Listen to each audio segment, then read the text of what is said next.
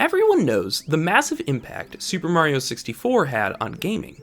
Very few games lay claim to pioneering an entire genre, and yet Mario 64 gave us a lot more than just the 3D platformer. Mario 64 was an entire generation's first experience playing a 3D game. While ushering in this new era, Mario 64 originated many of the concepts that would become integral to modern games today: a free-roaming camera, scripted cutscenes, even the analog stick. That said, Mario 64 is still very much a product of its time. Though it would establish a lot of modern conventions, it also applied many conventions from the previous two generations. Mario 64, compared to modern games, lacks a lot of conveniences that players have come to expect. It also expects more out of its players.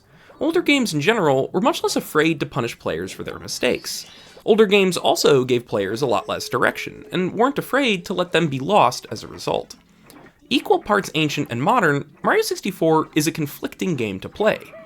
The result is a pervasive sense that somehow Mario 64 aged badly. I've always thought that expression was a bit strange. After all, games don't age. Mario 64 is the same game today that it was in 1996. As a critic, I have to believe that games do not change like this. The goal of criticism is to analyze a work in order to identify its positive and negative qualities. Necessary to this is the unspoken supposition that these positive and negative qualities are actually intrinsic to the work itself. If a work's quality is somehow external to it, then it opens the door to some pretty absurd criticisms. Mario 64 is good because of Tom Hanks' performance in Forrest Gump. Mario 64 is bad because Kramer was too obnoxious. These criticisms make little sense because they apply judgment to Mario 64 based on something that has no bearing on the work. This is why I reject the notion of thinking negatively of games because they aged badly. The claim that Mario 64 is bad because the year is 2024 is, to me, illogical for the same reasons. And yet, leaving philosophy behind, everyone knows what it looks like when a game ages badly. I'm sure that Mario 64 was a serious technical achievement in 1996.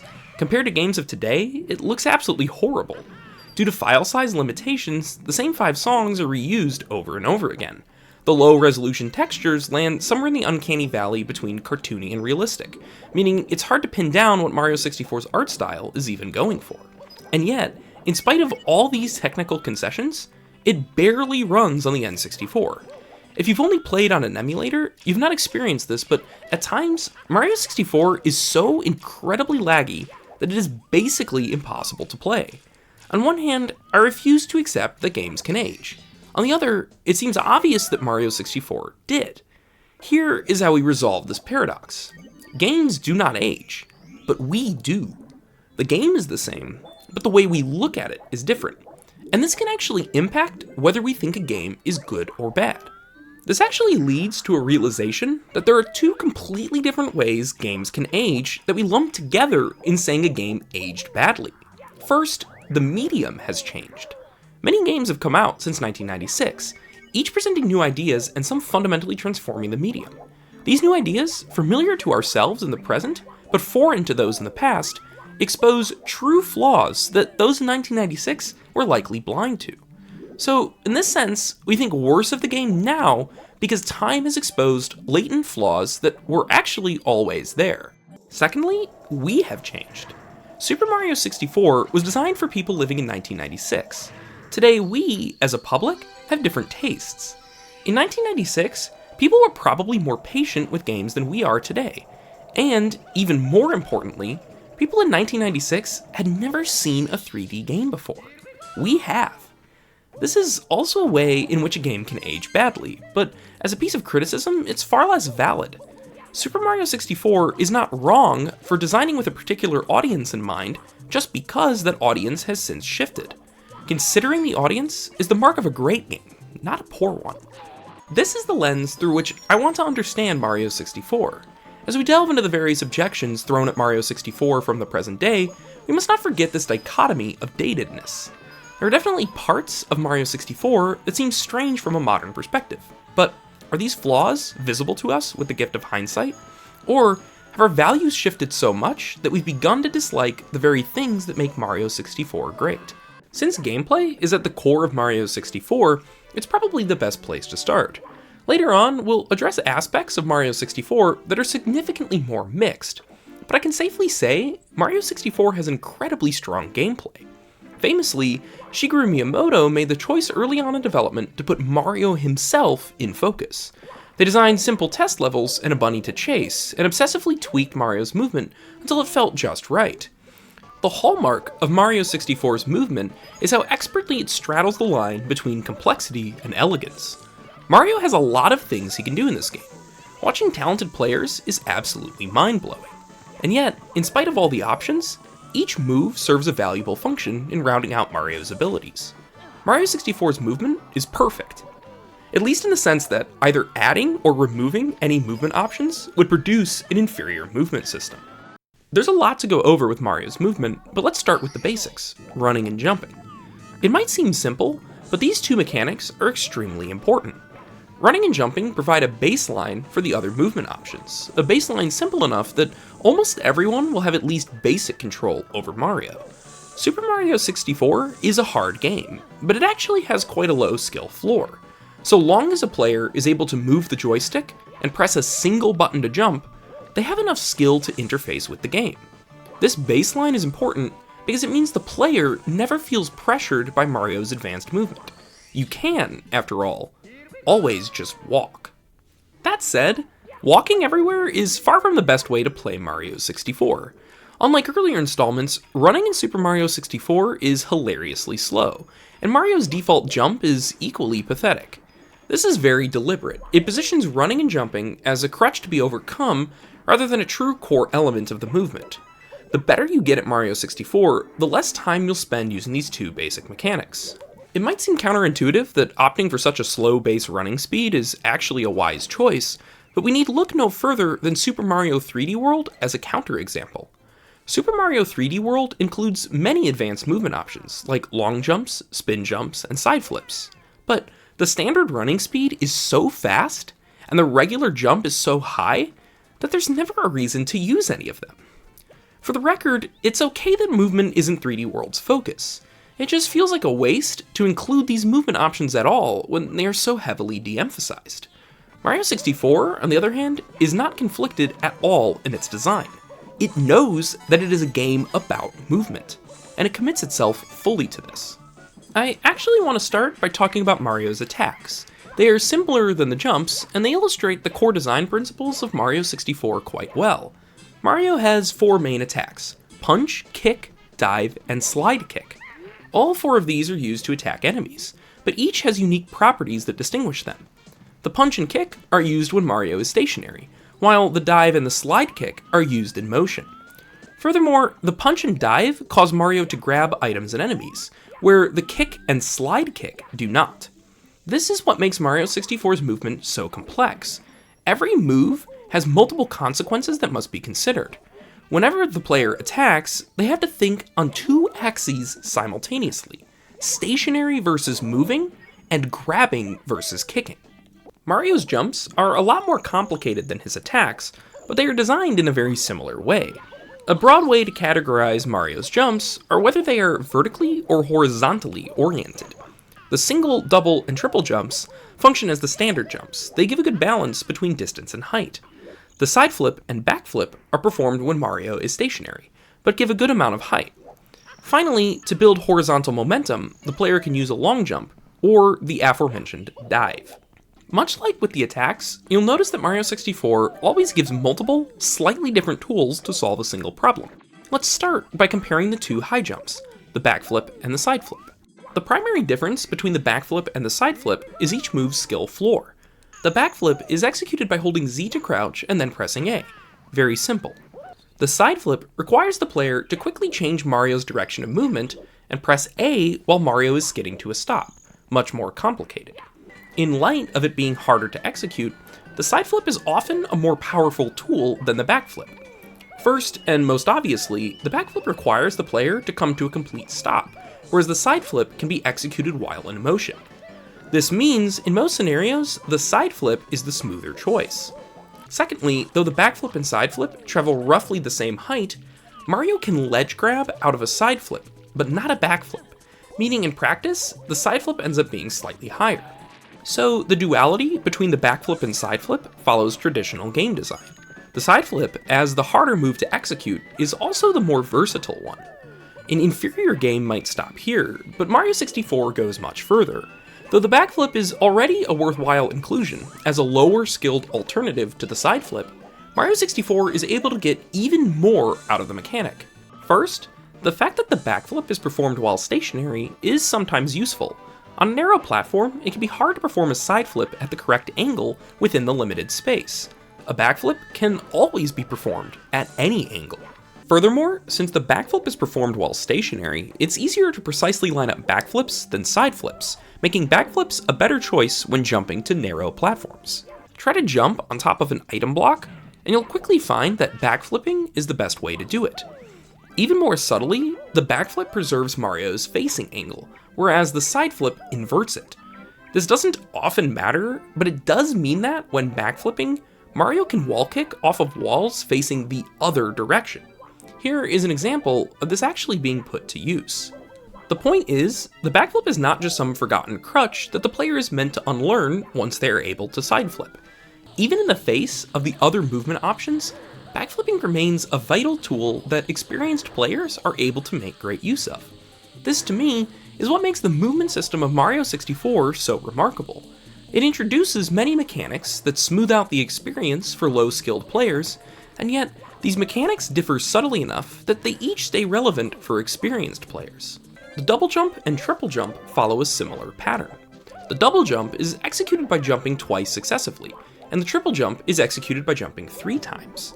The triple jump actually goes even higher than the side flip or the back flip, but since it requires so much space to execute, it isn't possible to use while stationary like side flips and back flips.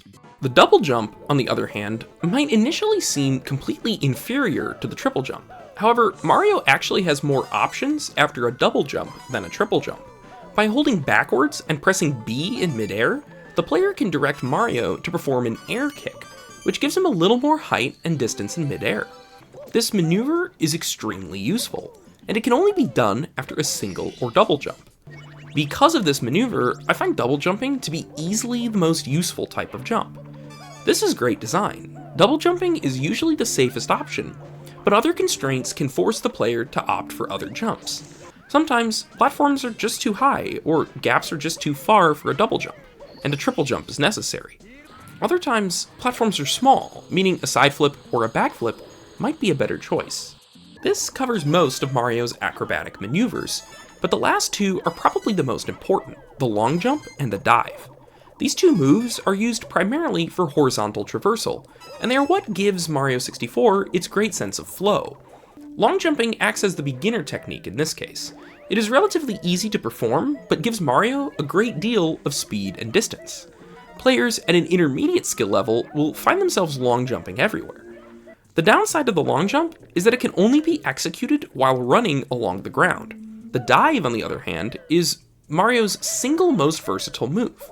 It can be performed while running, while falling, or after a jump, a double jump, a triple jump, a side flip, or a wall kick. In short, Mario can dive before or after most actions.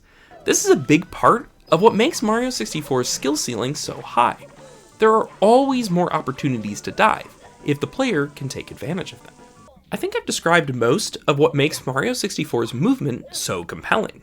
In every situation, Mario 64 provides the player with multiple distinct choices, each with their own strengths and weaknesses. As a movement system, this is already far past the point of greatness. A simple system might only include basic maneuvers like running and jumping. A good system might give the player different tools for different scenarios, increasing variety. A great system might give the player multiple distinct tools for each individual scenario, constantly giving the player interesting decisions to make. Mario 64 does all of these things, and yet, the movement system is so much deeper than that. I first played Mario 64 when I was 3 years old, and now, 2 decades later, I still play the game all the time. Still, to this day, I learn new things about Mario's movement on a regular basis. There are an unbelievable number of subtleties to discover. This is by no means an exhaustive list, but I'm going to rattle off a few of my favorite examples. The height of Mario's jumps actually increase depending on how fast Mario is moving. This is an awesome little touch. It encourages players to use Mario's advanced movement options by incentivizing high-speed movement. And, well, it's just really fun seeing Mario jump massive distances. Climbing slopes directly causes Mario to slide back down, but there are actually many ways to circumvent a slope. A player can use jumps and kicks to slowly climb up a slope. Though slopes cancel double jumps, they don't cancel triple jumps, meaning some slopes can be jumped up directly. Finally, repeatedly kicking by holding A and mashing B allows the player to run up most slopes unimpeded. The slide kick is probably the most forgotten of Mario's movement options, but even it has a few really interesting properties. Mario is completely invincible during a slide kick. He can even safely bounce off of lava without taking damage. And the long duration means it is extremely useful for killing boos in Big Boo's Haunt. And, weirdly, unlike most movement options, the slide kick cancels into the default falling state after a short time, meaning the player is able to dive after a slide kick. This makes the slide kick a safer way to fall a long distance. Finally, my favorite movement option is the wall kick. It initially seems simple, but there's a ton of subtlety at play. First, wall kicks can be chained out of most jumps, even long jumps. And no matter what jump was initially used, after wall kicking, the player is always able to ledge grab. This means, even though you can't ledge grab during a triple jump, you can if you wall kick off the wall first. This technique can actually be used after any jump to ledge grab walls slightly higher than would otherwise be possible. I can't understate how enjoyable this is. Sometimes it can be used to climb super high walls. Other times, it's sort of like a saving grace, giving players one last chance to survive if they can properly time the wall kick. I could go on, but I think this is probably enough about the movement system of Super Mario 64. Many would look at the gameplay of Mario 64 and rightly conclude that it's surprisingly good for the first 3D game ever. This is not my conclusion. Mario 64's gameplay is not astounding considering it was the first 3D game. It is just full stop astounding. The amount of subtlety in Mario's movements, the precise sense of flow and momentum are all incomprehensibly ahead of their time. And I mean this literally. In the 28 years since, not one game has even come close to designing a gameplay system this vibrant and intricate. It is beyond just a success. It's a miracle. The movement of Mario 64 is so good, I consider the entire game successful on the merits of gameplay alone. That said, there are a lot of other aspects of the game worth addressing. Moving from best to worst, if there's one facet of Mario 64 that has been criticized more than anything else, it's definitely the camera, and not without reason. Mario 64's camera does not possess the full analog control we've come to expect from modern games. Instead, the C left and C right buttons rotate the camera in roughly 45-degree intervals. C up enters first person mode, and C down pulls the camera back slightly for a wider view. I would not say I am fond of Mario 64's camera. I think it is easily the weakest aspect of the game. But when we judge Mario 64's camera, let's remember to keep in mind the game's audience. Players in 1996 had never played a 3D game before. Controlling a camera was a completely foreign concept. While the camera in Mario 64 appears similar to modern cameras, it's actually trying to solve a completely different problem. Modern camera systems are often designed to be as passive as possible, putting the onus on the player to properly manage the camera. This makes a lot of sense today, but considering the unfamiliarity players had in 1996, it would have been a complete disaster. Let's use Tall Tall Mountain as an example. At the beginning of the stage, I press C down to zoom out the camera. After that, I climb the entire mountain without interacting with the camera at all. On the entire way up, I never once encounter a situation where the camera gives a subpar view. Mario 64's camera may be obnoxious to control, but rarely are you required to control it. Mario 64 enables its hands-free camera by scripting a lot of the camera's motions throughout the levels. Watch how the camera is programmed to track in as Mario enters this second room in Big Boo's haunt. It's most obvious in Big Boo's haunt, but camera scripting like this is present in every stage.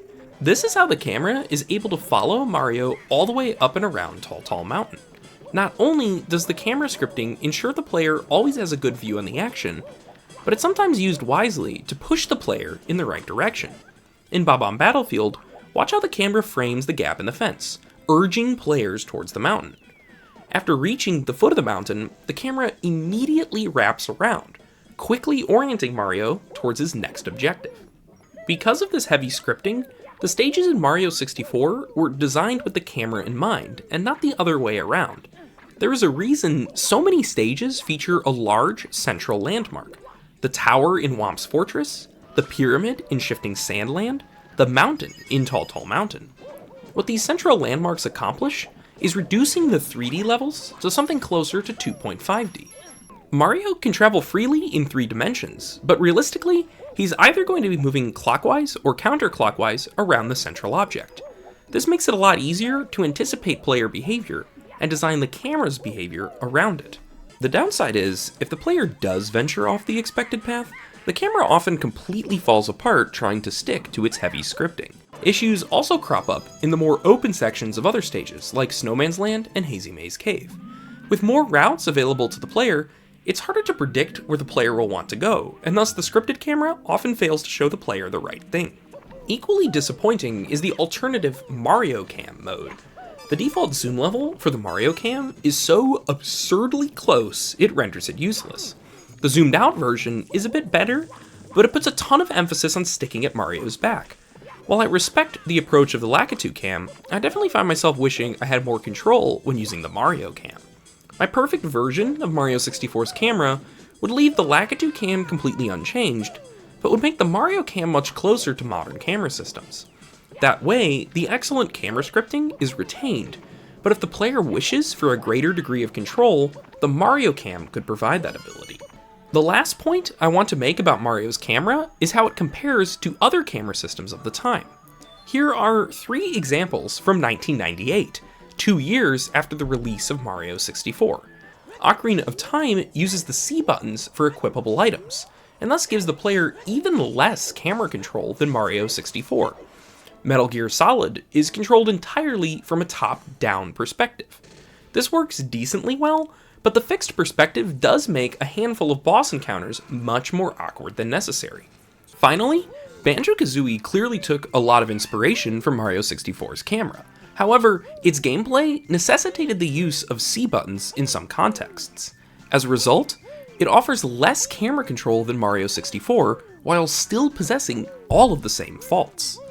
From this perspective, it's hard not to see Mario 64's camera as anything other than an enormous success. After all, when was the last time you played a game that used Metal Gear Solid's camera? The camera systems in the modern day that beget these unfavorable comparisons all owe Mario 64 their very existence. The criticisms leveled at Mario 64's camera are fair, but still, in a way, criticizing the camera system of Mario 64 is a lot like telling a yo mama joke to your sibling. Though it takes some getting used to, calling Mario 64's camera completely outmoded is sort of missing the point. At times, it does have a mind of its own, and reining it in is nigh impossible with the minimal camera controls provided. Even so, it's genuinely impressive how well Mario 64's camera works with basically no input required.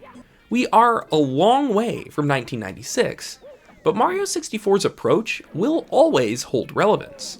Everyone interested in games today, at some point in the past, played a 3D game for the first time. If you've seen inexperienced players, you'd know, even in 2024, controlling a camera is still a huge barrier of entry, something that Mario 64 addresses. The camera, of course, was not Mario 64's only innovation. In earlier Mario games, levels felt completely isolated from each other. World maps did help to give the stages some context, but it was really only disguising the truth. Keeping the levels isolated like this was important for the early Mario games. It allowed for more imaginative level design, but the trade-off was a loss of cohesion. Mario 64, amazingly, found a way to marry these ideas in the form of a hub world, Peach's Castle. While the stages in Mario 64 are even more varied than those of earlier Mario games, they're all contextualized as paintings inside of Peach's Castle, making Mario 64 feel surprisingly cohesive. In an uncharitable interpretation, Peach's Castle might seem like a glorified level select, but Mario 64 actually gets quite a lot out of this setting. Secret stages, for one, are now more compelling because they can be hidden absolutely anywhere, even within the hub world itself. There's also, of course, a handful of stages that are affected by how the player enters the painting, such as Wet-Dry World, which has different initial water levels depending on how high the player enters the stage, or Tick-Tock Clock, which runs at different speeds depending on when the player enters the painting.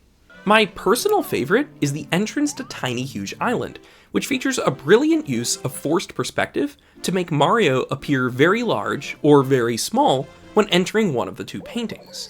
This, in turn, enters Mario into large or small versions of the level itself. I like this one in particular because it plays with the nature of a 3D environment. This sort of concept could never have been done in 2D. It's a shockingly brilliant way to make use of the N64's new technology. Nowadays, there is an entire game built on the concept of forced perspective, and yet it fails to do anything even remotely as interesting as what Mario 64 accomplished in 1996.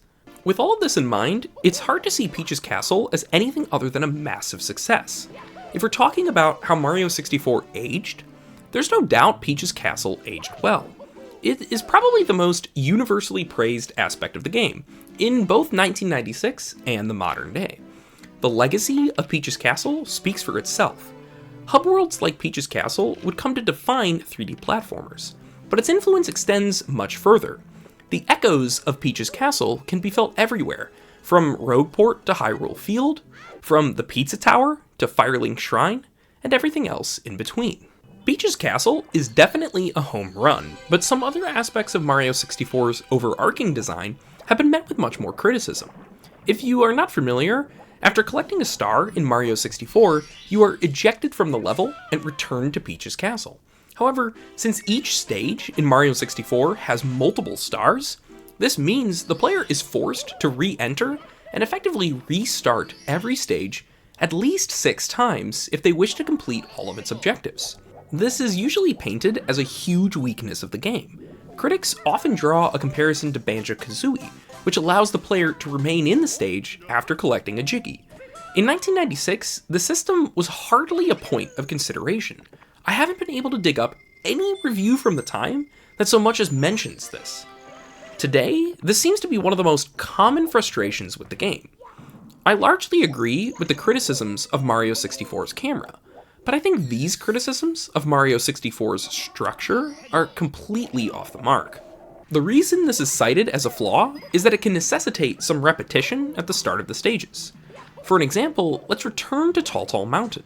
It is one of the most linear stages, and yet the designers unwisely place 4 of the 6 stars at the summit. Since the player leaves after collecting each star, this means the players will have to climb Tall Mountain at least 4 times. It is already obnoxious enough rolling the log once. 4 times is torture. This criticism I completely agree with, but I posit it says more about the design of Tall Mountain than that of Mario 64. The vast majority of Mario 64 stages are open in nature, and thus don't fall prey to this issue. Even the ones that are more constrained often have subtle design to cut down on this problem. Hazy Maze Cave starts the player off at the fork between 2 paths, quickly allowing them to reach either side of the level. Rainbow Ride initially appears quite linear, but once the player realizes they can jump to the pole from the starting platform, the stage opens up a lot more. The only 2 stages I feel are really harmed by this structure are the aforementioned Tall Mountain and Dire Docks, which forces the player through a long underwater tunnel 4 times. This is definitely obnoxious, but the tunnel is disguising a loading zone, so this is less of a mistake and more of a concession. So there are some pretty clear downsides to Mario 64's approach, and I think this is why people are so quick to criticize it. It has the unfortunate issue that its weakness is plainly seen, but its many strengths are much more subtle. With this in mind, I think it's valuable to spend some time highlighting the strengths of this approach. In my opinion, they far outweigh this one weakness. First of all, booting the player out of the stage after collecting a star is a necessity for Peach's castle to operate. How the player enters the painting is essential to the aforementioned Wet Dry World, Tiny Huge Island, and Tick-Tock Clock. Entering the painting each time is an important choice. For the next star, should the clock be moving or stopped? Should the island be big or small? Should the level be flooded or drained? These changes to the levels would not be possible if the player wasn't regularly exiting and re-entering the stage. Banjo-Kazooie, for example, frequently has stages interact with the hub world through witch switches and transformations. But it never once has the hub world interact with the stages. As excellent as Gruntilda's lair is, it could never house a stage like Tick-Tock Clock. These are the biggest examples, but stages change between stars a lot more frequently than you'd think. There's obvious examples like the tower in Whomp's Fortress or the ship in Jolly Roger Bay, but also more subtle ones that are still very important to Mario 64's design. The owl in Whomp's Fortress, for instance, only appears after the player collects the first 2 stars, meaning it cannot be used to skip climbing the tower. The shell in Lethal Lava Land only appears after collecting the first 4 stars, meaning it can be used for the 100 coin star, but not abused to circumvent any of Lethal Lava Land's other challenges. Kicking the player out is what enables designers to add these different layers on top of the stages. More subtly, Mario 64's structure also serves to equalize all of the game's stars. Mario 64 stars come in quite a range of difficulty, but since each one ends a stage, each feels like an equally valid objective. Tick-Tock Clock is designed around several stars placed increasingly high up the clock. The early stars in Tick-Tock Clock are quite easy to obtain, but Stomp on the Thwomp is one of the game's hardest. If the player only left the stage after collecting Stomp on the Thwomp, it would serve to minimize the achievement of collecting any of the other stars. Not every player is going to be able to climb all the way up Tick-Tock Clock. The stars lower down give these players an equally valuable objective to strive for. It's most apparent in Tick-Tock Clock, but allowing players the freedom to choose their own objectives is a large part of the design philosophy of Mario 64. If a stage is too difficult, or you just don't like it, you are never obligated to play through it. Returning to the castle after every star gives the player natural exit points. Maybe you enter Shifting Sandland for the first time and realize you think desert stages are trash. Or maybe you're tired and you just want to be done playing for the day. Either way, it's no matter. You'll never be in the stage for very long. However, if we opt for a system more in line with Banjo-Kazooie, this is no longer true. After collecting the star from the top of the pyramid, you are extremely close to the pyramid's entrance. Leaving the stage at this point is foolish. It means your effort spent reaching the pyramid goes to waste. The result is, by leaving players in stages after collecting stars, the game is subtly encouraging players to collect all stars in a single go, which is clearly against what the designers were going for. The 100 coin stars make this even worse. If you left a stage, you'd be set back to 0 coins, which means it is not just stars that hold the player hostage. If you enter a stage and collect even a single coin, you've made measurable progress towards the 100 coin star. If a player wants to leave a stage, they're forced to make the choice to throw that progress away. As is, this isn't a problem. Players will enter stages at least 6 times, and so in 5 out of the 6 stars, they will feel no pressure to collect 100 coins. Banjo-Kazooie also has an equivalent of a 100 coin star.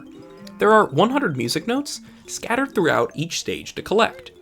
And exactly this problem manifests. Since the player loses all music notes when leaving a stage, players are encouraged to collect everything in a single stage before moving on. Frustrated by that room in Rusty Bucket Bay with the moving platforms? Too bad, there are music notes in there. If you leave the stage without completing it, you have to collect everything all over again. A single star in Mario 64 rarely takes more than 5 or 10 minutes to collect, but playing Banjo-Kazooie, you are at times trapped in a single stage for close to an hour. This is a really subtle difference, but its effect on player psychology can't be understated. When you collect a star in Mario 64, it's a relief. You've finished a full 7th of the stage, and you've learned a piece of the layout that will prove helpful in obtaining the 100 coin star, or even later stars in the stage. In Banjo-Kazooie, Jiggies feel incidental. You haven't really made progress until you've collected everything. Yet another downside with the stay in the stage approach is the constraints it places on the level design. Firstly, designers would have to consider how a player would leave from the location of each star. Take for instance the star Collect the Caps in Dire Dire Docks. This star is behind a mesh cage underwater, expecting players to use both the Vanish and Metal Caps to access it. If the caps run out while in the cage, the player would be stuck. In the current system, this is not a problem, since the player will exit the stage after obtaining the star. But in the stay in the stage system, it would be. This is not easily resolved. You can't open boxes underwater, meaning designers cannot simply place a Vanish Cap box in the cage. In other places, staying in the stage would actually introduce more backtracking without alternative level designs. Continuing after the star Red Hot Log Rolling would require going back through the same platforming sequence a second time to return to the rest of the stage. Ultimately, these consequences of the stay in the stage approach are readily felt in Banjo-Kazooie. Stages are often long and thus very punishing if the player fails. On top of that, designers are forced to consider entrances and exits to every platforming challenge. Altogether, this means designing enjoyable platforming challenges is much harder. As a consequence, Banjo-Kazooie does not have a lot of actual platforming. Unlike Mario 64, which shines through its gameplay, the worst and most frustrating parts of Banjo-Kazooie tend to be the few areas where it actually does focus on platforming. I don't want it to seem like I'm critical of Banjo-Kazooie. I honestly think it's a good game, and that these aren't serious problems. I just want to make the point that Banjo-Kazooie's system is not the perfect solution to Mario 64's problems that people make it out to be. At best, it's a lateral move that would solve problems in some places, but create some in others. At worst, it would have a constricting effect on the game, making players feel trapped in the current stage, and making designers hesitant to include difficult challenges. It's not without downsides, but considering Mario 64 is focused on actual platforming, and wants players to jump around stages, tackling challenges at their own pace, I think they made the right choice. One potential drawback of Mario 64 allowing players to tackle stages at their own pace is that it makes designing tutorials much more difficult. But thankfully, Bob-omb Battlefield is an excellent introduction to the game. The player's first star must come from Bob-omb Battlefield, but after that, the game opens up a lot. This means there's very limited real estate for tutorials, so the designers were forced to be very economical with the first star. Before even entering the stage, the player has to jump to enter the painting, meaning their first lesson actually comes before entering Bob-omb Battlefield. Once in the stage, most of Bob-omb Battlefield's stars are inaccessible until after defeating King Bob-omb. Koopa the Quick does not appear, and the cannons cannot yet be opened.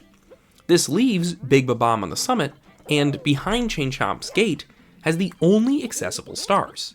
This is a wise choice, because it means the designers are able to use the star Big Bob-omb on the summit to introduce many of the concepts important to Super Mario 64, since they know almost all players will collect that star first. Though the player is ultimately forced down a set path, the first few areas of Bob-omb Battlefield are fairly open. There is a clear path to follow, but the designers wisely place tantalizing blocks and coins just off the path, encouraging players to get into the mindset of exploration. The climb up the mountain reinforces the skills of running, jumping, and fighting enemies that will become vital to Mario 64's later stages. At the top of the mountain, players encounter King Bob-omb, who basically acts as a gatekeeper for the rest of the game. King Bob-omb is easy to defeat, but he can only be defeated by attacking him from behind. This forces players to begin thinking about the game in 3 dimensions. King Bob-omb also foreshadows the much more challenging boss fights against Bowser later in the game. A subtle but no less important touch is the large and imposing Chain Chomp that guards Bob-omb Battlefield's 6th star. While the lower and upper plateaus of Bob-omb Battlefield are fairly open for the player, they are connected via a single bridge next to the chain chomp. This means, while collecting the first star, the player is basically guaranteed to pass the chain chomp. His star is a tantalizing objective, but most new players will find obtaining the star too difficult initially. Seeing a difficult star early in the stage forces players to confront Mario 64's nonlinear nature immediately. 23 years before the release of Elden Ring, Super Mario 64 had already put a tree sentinel in Limgrave. The chain chomp also serves as a shortcut for experienced players. Though easy, Big Bob-omb on the Summit is one of the longer stars in the game, and a returning player might be bored playing the same slow-paced star at the beginning of every playthrough. This is the secondary function of the chain chomp. A returning player who does not want to fight King Bob-omb again can collect the chain chomp star in a matter of seconds. This is a perfect solution.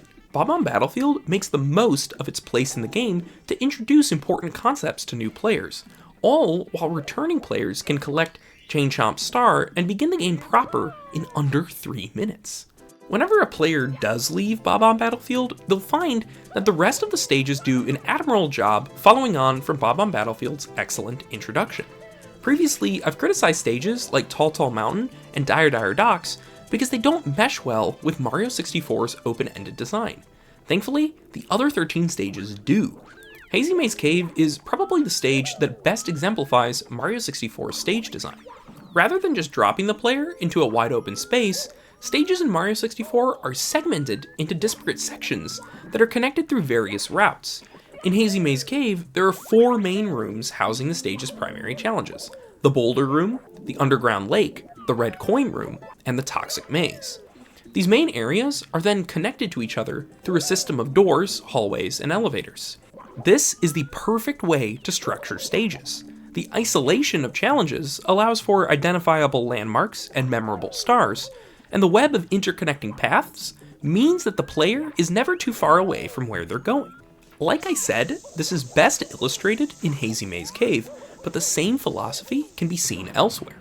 Shifting Sandland initially seems quite linear. The entrance of the pyramid is blocked off by a steep slope and a tall fence, meaning players are likely to proceed counterclockwise around the pyramid, past several of the stage's hazards. This linearity, however, is surface deep. There are many other ways to traverse the stage. A player can long jump directly from the first pillar to the pyramid. They can use a crazy box at the start to jump over the hill.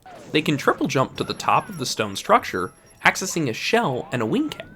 And, after collecting 3 stars, a tornado will spawn near the start, allowing players to pass directly over the fence. Lethal Lava Land is one of the strongest stages because of what it does with this concept. The lava in Lethal Lava Land is hazardous, but it also causes Mario to leap into the air. This turns the stage into a fascinating puzzle of resource management. You can travel however you want in Lethal Lava Land, skip over any challenge you desire, but it will cost you your health.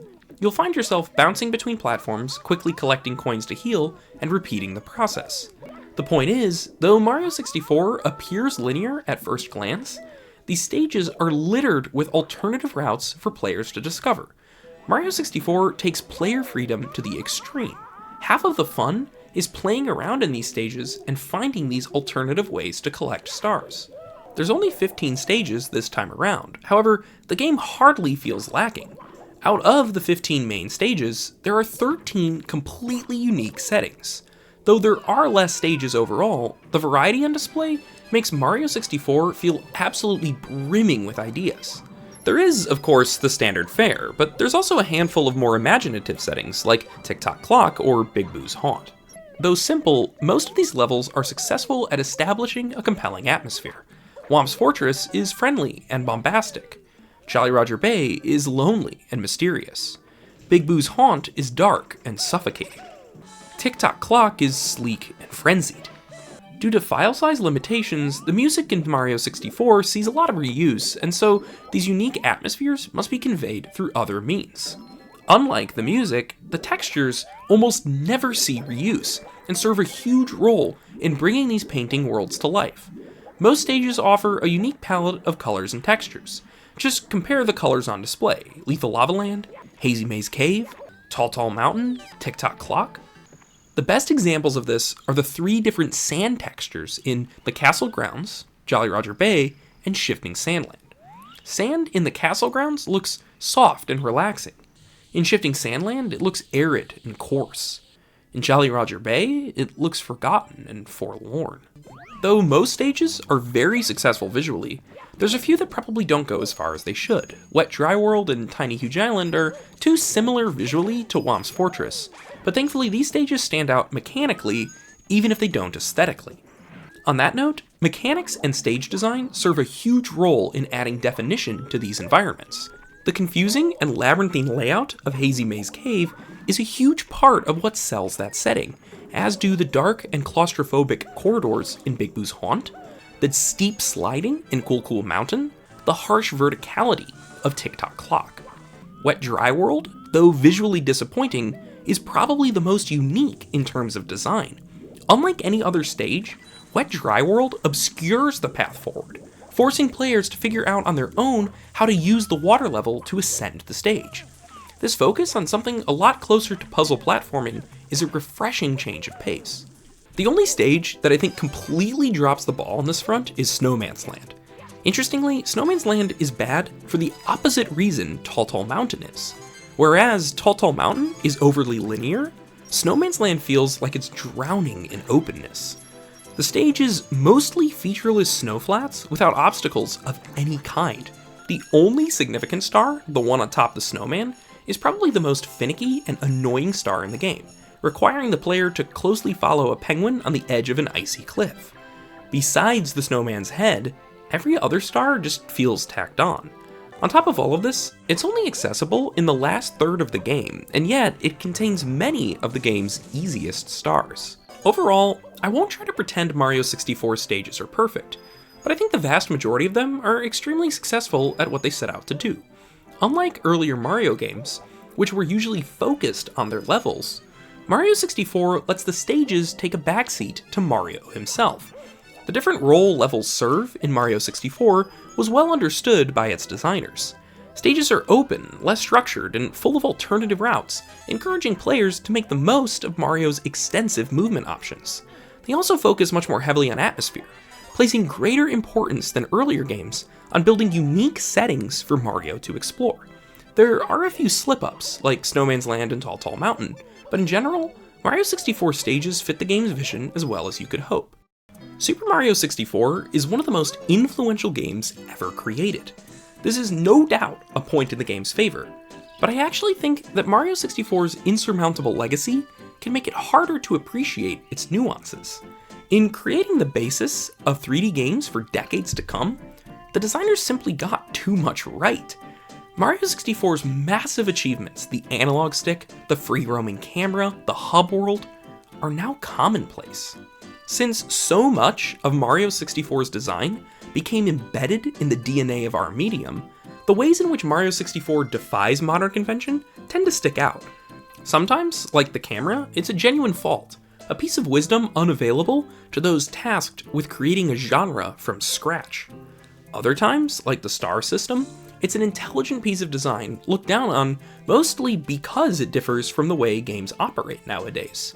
In other words, Mario 64 is gaming's Seinfeld. In 1996, it was revolutionary, but so many of its innovations stuck that today it somehow comes across as a pale imitation of itself. I don't think this is a fair criticism of Mario 64. Because of this baggage, it's difficult to come to Mario 64 and play it on its own terms.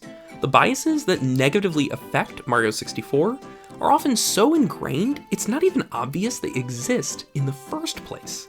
But letting go of these preconceived notions, Mario 64 is an extremely elegant game. It was revolutionary when it was released, and it's just as good today. Sure, some aspects of Mario 64 have been improved over the years. Feel as you may about these parts of the game, they are propped up by the best core of a game since Tetris. The effect this has on Mario 64 cannot be understated. Mario is so innately fun to control that the simple act of traveling from point A to point B is engaging. There's no doubt in my mind that Mario 64 is better for this. I'm not sure about you, but I despise generalism in games. I think the best games are the ones that put all their efforts into bettering their key elements, in order to make them as strong as possible. Say what you want about Tall Tall Mountain. In my eyes, Mario 64 had its priorities straight. All this is to say, I don't think Mario 64 has been obsoleted by its descendants. Sure, future games are more polished, but nothing's yet topped the core of Mario 64, and that's what really matters. With an excellent base and hit-or-miss window dressings, Mario 64 is an inversion of the normal idiom. That is, Mario 64 is a game that misses the trees for the forest. How you feel about Mario 64 will likely depend on how much you care about the trees. Finding myself chiefly on Team Forest, I love Mario 64. But if the trees are too much for you, I understand. They are, after all, a bit two-dimensional. Thank you so much for playing my game.